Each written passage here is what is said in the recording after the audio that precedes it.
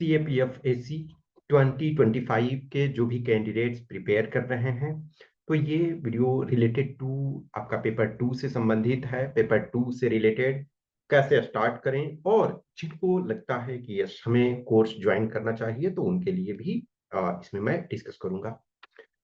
हर candidate अपने अपने level में है, और जो इस एग्जाम को या किसी भी आप एग्जाम को प्रिपेयर करते हो, तो आपका आज की डेट में कंपटीशन बहुत है। कंपटीशन, आप ऑल इंडिया लेवल पे आप फाइट करते हो, आप ऑल इंडिया लेवल पे कंटेस्ट कर रहे हो, तो इंडिया के बेस्ट ब्रेन से आप फाइट कर रहे हो। इट इज नॉट मेयर कि हम एग्जाम में एपियर हुए। एग्जाम में एपियर होना यदि किसी का टारगेट है, तो फिर तो प्रिपरेशन की कोई जरूरत नहीं है। बहुत ऐसे कैंडिडेट्स होते हैं। इनफैक्ट आप देखो, यदि आप असिस्टेंट कमांडेंट का लो, तो 1/3 ही एग्जाम ऑलमोस्ट दे पाते हैं।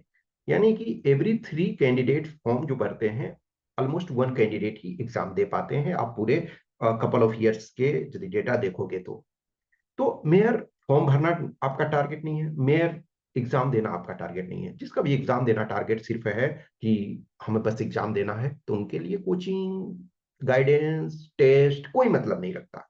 लेकिन जिनको है कि यस हमें फाइनल सिलेक्शन देना है, तो आप इस कट थ्रोट कंपटीशन में यदि और कैंडिडेट से एज लेते हो, तभी आपका सिलेक्शन होता है।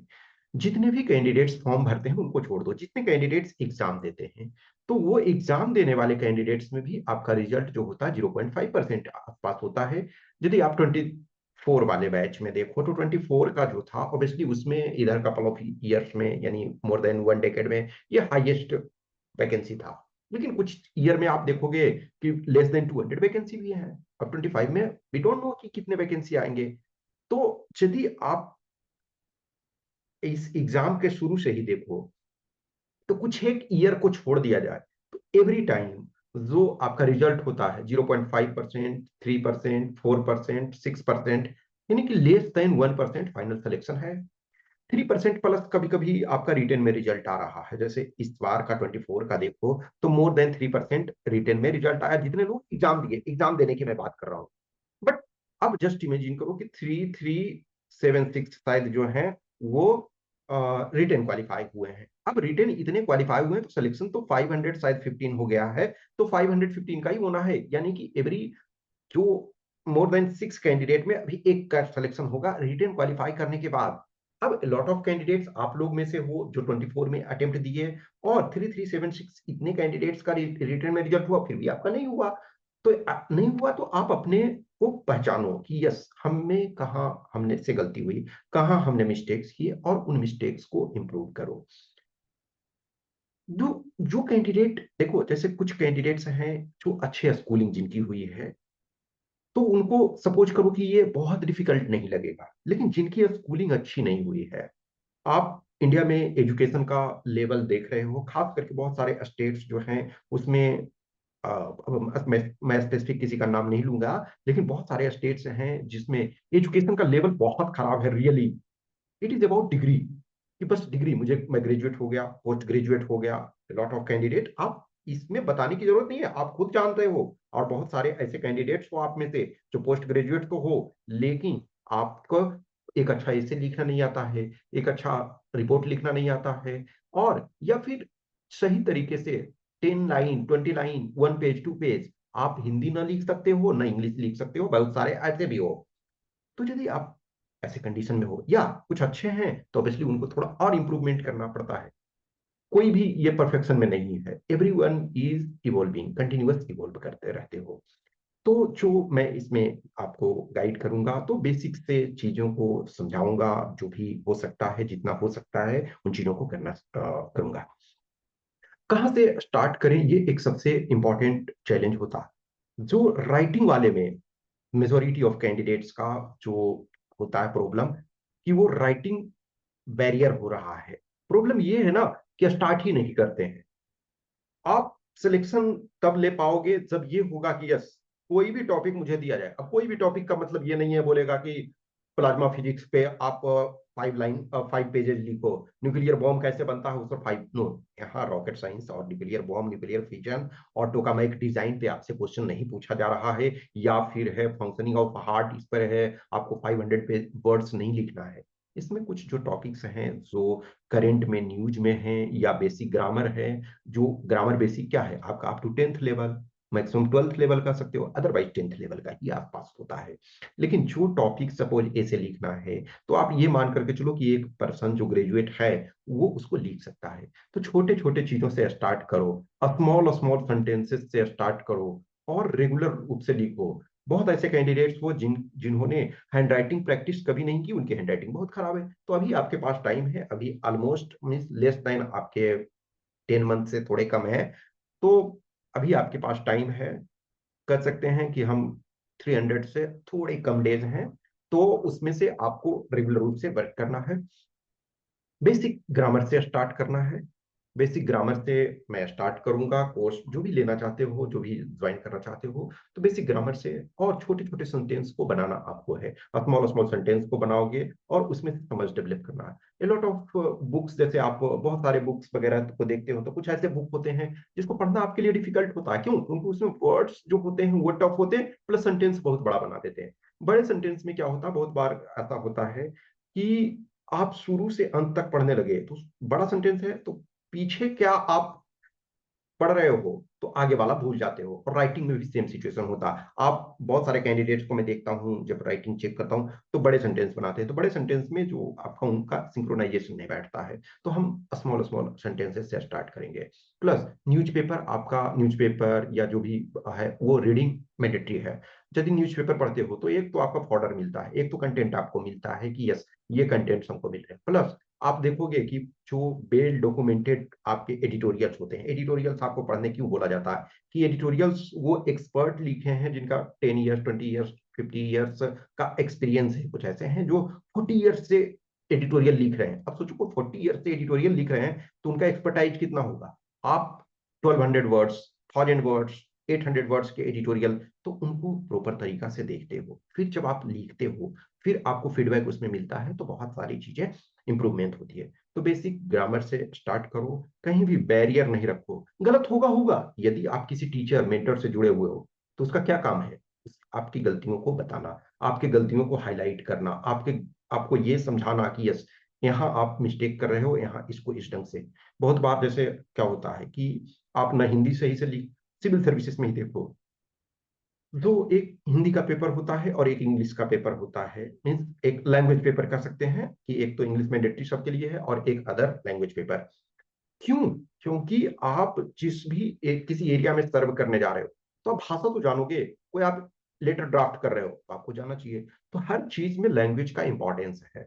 तो इंग्लिश वाला जो कंपोनेंट आपका है, जो पेपर 2 है, उसमें एक तो ऐसे तो आप है हिंदी में लिखो या इंग्लिश में लिखो, दो विकल्प आपके पास है।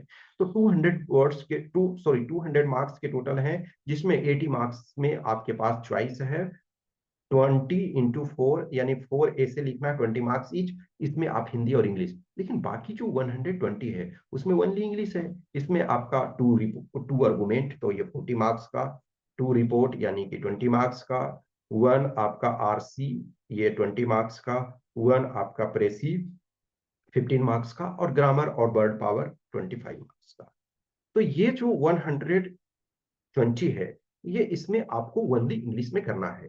तो बेसिक्स, अब जैसे ग्रामर आपसे पूछा जाता है तो ग्रामर आपका पिलर है। यदि आप इंग्लिश में सेंटेंसेस फ्रेम करते हो तो आपको ग्रामर जाना चाहिए, टेंस आना चाहिए। तो वो मैं बेसिक से जो भी हो सकता है वो मैं कराने की कोशिश करूंगा। ये एक कंटिन्यूअस जर्नी है, आपको बहुत सारे कैंडिडेट्स हैं खुद से कर सकते हैं। तो हमेशा ध्यान रखो, self study is the best study. मैं ये हमेशा करता हूँ। मैं सब कैंडिडेट्स को नहीं गाइड कर सकता हूँ ना, मेरे से जो जुड़े हुए हो तो छोटे छोटे कुछ प्रश्न होते हैं वो मैं उसको समाधान कर देता हूँ। उसके लिए मैं कुछ चार्ज नहीं करता हूँ कि हाँ किसी को कुछ क्वेश्चन होता है करिए इसको ऐसे ऐसे करें। तो कुछ चीजें मैं ओपन में आपको डिस्कस कर देता हूँ, कुछ चीजें हैं पर्सनल डाउट्स को सिक्योरिटी, लेकिन किसी के पास अनलिमिटेड टाइम नहीं है कि वो आपको दे सकता। तो लिमिटेड कैंडिडेट्स जिनको लगता है यस हम जुड़ सकते हैं, जिनको लगता है तो हम बेसिक से चीजों को ये करेंगे।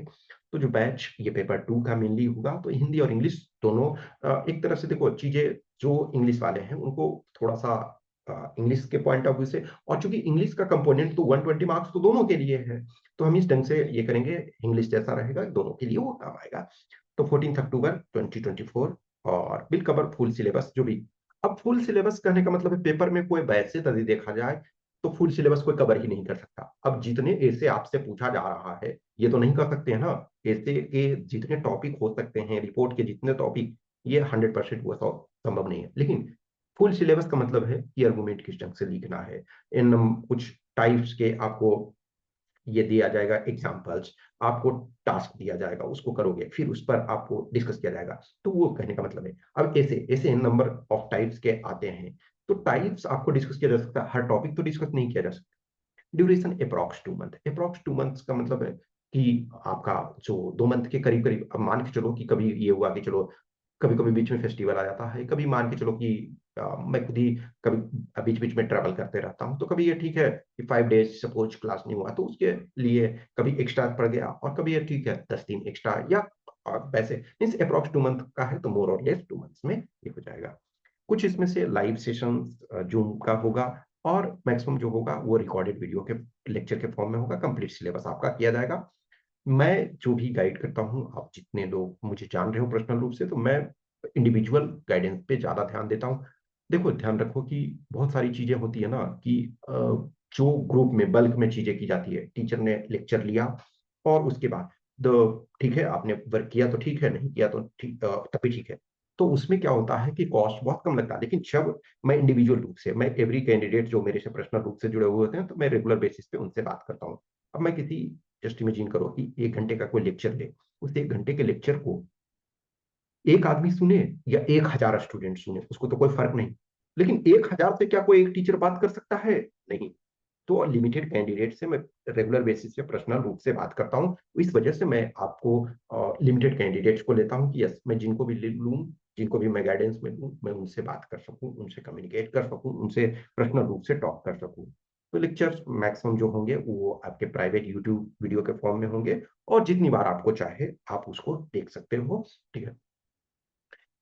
ये फी जो होगा, तो इसमें से फुल सिलेबस आपको कराया जाएगा, और unit test every alternate day. Alternate day का मतलब है कि आज सपोज करो कि आज वेडनेसडे है, तो वेडनेसडे को यदि एक टेस्ट मिला तो फ्राइडे को नेक्स्ट मिलेगा, फिर मान के चलो संडे को मिलेगा, वैसे ही। या किसी दिन वनडे अल्टरनेट, वनडे मान के चलो बीच में संडे सपोज आया तो ठीक है, हो सकता है संडे को फिर ना मिले, मंडे मिले, ऐसे तो। लेकिन मोर और लेस जो है अल्टरनेट डे आपको होमवर्क मिलेगा, टास्क मिलेगा, टेस्ट मिलेगा। टेस्ट का इन द सेंस है कि किसी दिन ठीक है आप 1 या 2 ऐसे लिख रहे हो, किसी दिन है आप रिपोर्ट लिख रहे हो, किसी दिन है कि ग्रामर का कुछ वर्क कर रहे हो। तो आपको एक जैसे जैसे आपका सिलेबस बढ़ता जाएगा तो आपको टास्क भी उसी आधार पे चलता जाएगा। किसी दिन हुआ कि मिनी टेस्ट और दे दिया गया, ठीक है ना। और जब पूरा सिलेबस 2 महीने में हो जाएगा, उसके बाद 2 फुल लेंथ टेस्ट आपको दिया जाएगा। ओके। तो उसके बाद जो आपका होगा 2 फुल लेंथ टेस्ट होगा। तो उसमें भी आपको, उसमें पूरा सिलेबस होगा, उसमें से जो ऐसे 4 आते हैं, रिपोर्ट 2 आते हैं, 2 आर्गुमेंट आते हैं, वो सारा इसमें से होगा। और टेस्ट जो होगा वो कंप्लीट जब टेस्ट हो जाएगा तब। तो इसका जो फी होगा ये 6,100 आपका इसमें से इसके लिए देना होगा। और जो मान के चलो हम 14 ऑफ अक्टूबर हमने आपको बताया, ठीक है ना, 14 ऑफ अक्टूबर बताया, तो 13 अक्टूबर शाम के 6 बजे तक, 6 PM तक यदि आप पे करते हो तो आपको 5,100 पे करना पड़ेगा। मैं हमेशा देखो बोलता हूँ कि इस सिलेबस को, इस कोर्स को यदि हम यूनिट टेस्ट ना दें, फुल लेंथ टेस्ट ना दें, तो मे भी आपको कोई 500 में भी प्रोवाइड कर सकता है, दैट्स फाइन। ये किसी को लगेगा इतने पैसे चार्ज कर रहे हो, कोई 100 में भी कर सकता है आपको, ठीक है। लेकिन उसके पास ये चाहिए कि 10,000 स्टूडेंट ज्वाइन करे, तो फिर 100 रुपया में भी वो करवा सकता है, 1,000 स्टूडेंट ज्वाइन करें। लेकिन यहाँ लिमिटेड कैंडिडेट्स को, मैं जिनसे पर्सनल बात कर सकता हूँ, मैं उतने कैंडिडेट को लेता हूँ। मैं किसी भी चीज में, चाहे वो इंटरव्यू गाइडेंस का हो या कुछ भी हो, मैं जिनको पर्सनल टाइम नहीं दे सकता हूँ मैं गाइड नहीं करता हूँ। मैं गाइड इन द सेंस है कि मैं उनसे पैसे नहीं चार्ज करता हूँ। यदि आपके पास एक क्वेश्चन है तो ऐसा मैं थोड़ी करता हूँ कि आप पहले पैसे जमा करो तब मैं क्वेश्चन बताऊंगा, नो। लेकिन यदि आप कोई टेस्ट लिखते हो, तो टेस्ट लिखते हो तो उसमें पर्सनलाइज रूप से आपको टाइम देना पड़ता है, तो उसके लिए मैं चार्ज करता हूँ। जिनको भी लगता है कि यस, ये टीचर से, ये से मेरे से कुछ फायदा हो सकता है, उसी को ज्वाइन करने की जरूरत है, अदरवाइज नहीं। कुछ भी क्वेश्चंस, क्यूरी, डाउट्स है तो आप हमें इस व्हाट्सएप नंबर 8527146498 या टेलीग्राम नंबर 7404909669 पे मैसेज कर सकते हो। और ये एक कंटिन्यूअस जर्नी है। मैं यूट्यूब पे 5 इयर्स ऑलमोस्ट, इस मंथ में ही 5 इयर्स हो जाएगा जब मैं यूट्यूब पे कैंडिडेट्स को गाइड कर रहा हूँ। लेकिन उसके पहले यदि देखा जाए तो 7+ ईयर्स से स्टूडेंट्स को असिस्टेंट कमांडेंट के लिए गाइड कर रहा हूँ। तो इस जर्नी में बहुत सारे लोग पर्सनल रूप से मुझे जानते हो, तो ट्रस्ट हो, भरोसा हो, बिलीफ हो, तभी आपको ज्वाइन करना। Otherwise at the end of the day your on hard work, your on work will give the result. बहुत ऐसे कैंडिडेट्स मैं जानता हूँ कि जिन्होंने कभी ना कहीं टेस्ट लिखा है, ना कभी किसी टीचर से पेड गाइडेंस लिया है, फिर भी वो क्वालिफाई कर रहे हैं और अच्छे तरीके से कर रहे हैं। तो यदि आप में वो भरोसा है तो ऑब्वियसली बात है ज्वाइन करने की जरूरत नहीं। लेकिन यदि लगता है कि हमें थोड़ा फायदा हो सकता है तो आप देख सकते हो, it's your on choice. Okay, thank you.